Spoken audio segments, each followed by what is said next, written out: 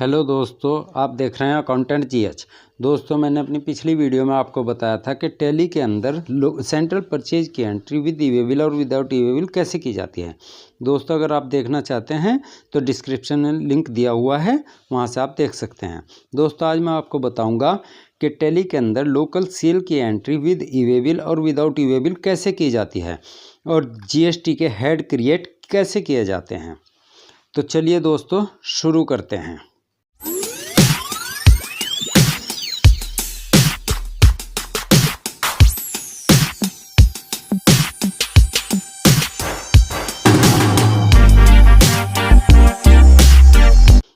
तो इसके लिए सबसे पहले टैली को ओपन कर लेते हैं, डबल क्लिक करके या राइट क्लिक करके रन एज एडमिनिस्ट्रेटर करके कर सकते हैं। तो टैली को ओपन कर लीजिए।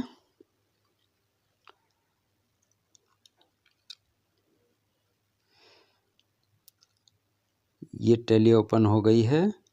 ये हमारी कंपनी है ABCD, इस पर एंटर करेंगे। ये गेट ऑफ टैली पे आ गए। यहाँ पे अकाउंटिंग वाउचर में जाएंगे, एंटर करेंगे और यहाँ राइट कॉर्नर में सेल का ऑप्शन दिया हुआ है, या F8 भी कर सकते हैं। F2 से डेट चेंज कीजिए। मान लीजिए मेरा सेल बिल 2 अप्रैल का है तो 2 अप्रैल डाल देते हैं। GST का नंबर डाल देते हैं बिल का, GST 001 करके मेरा बिल नंबर है। Alt C करके पार्टी क्रिएट कर लेते हैं।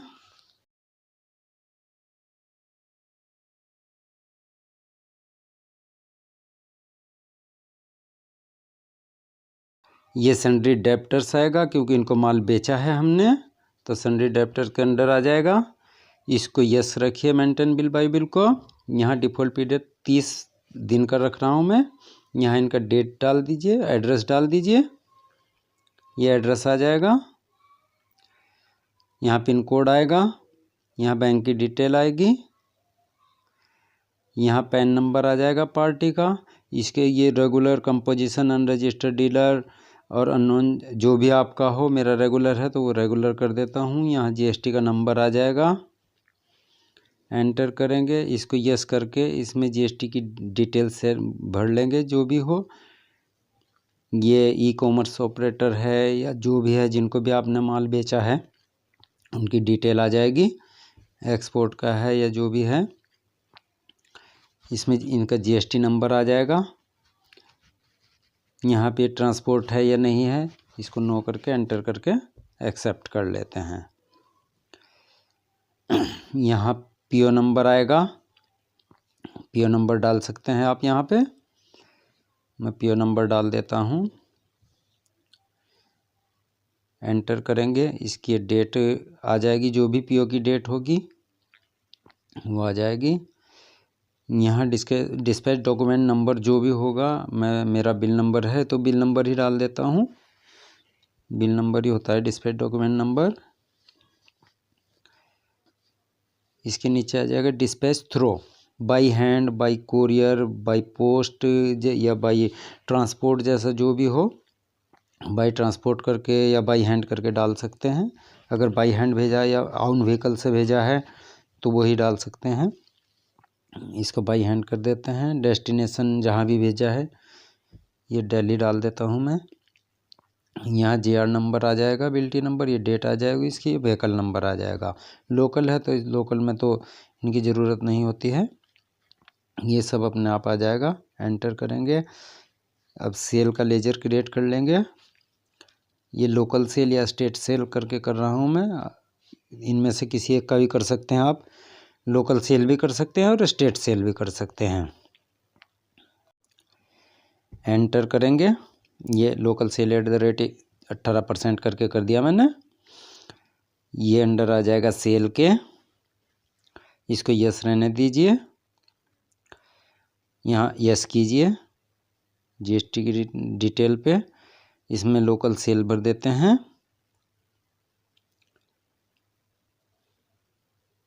और यहाँ HSN को ब्लैंक छोड़ दीजिए।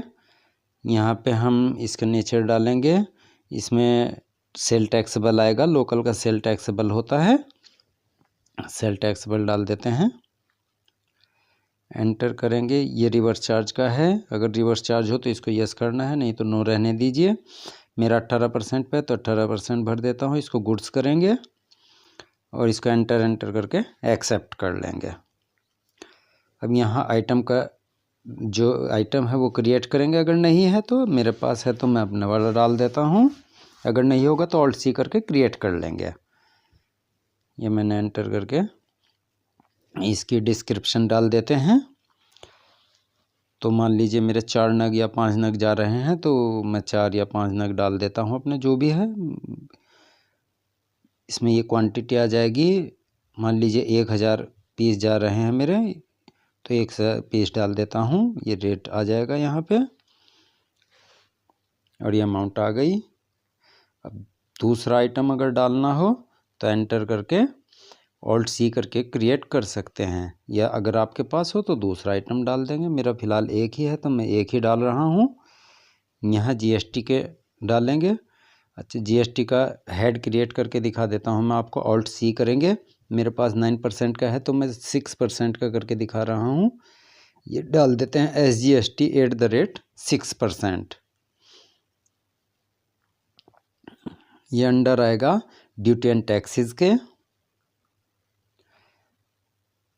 इसमें जीएसटी आएगा।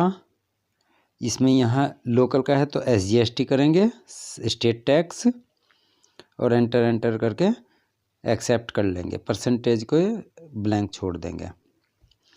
अब दूसरा हेड क्रिएट करके दिखा रहा हूँ मैं आपको CGST का, तो CGST @6%।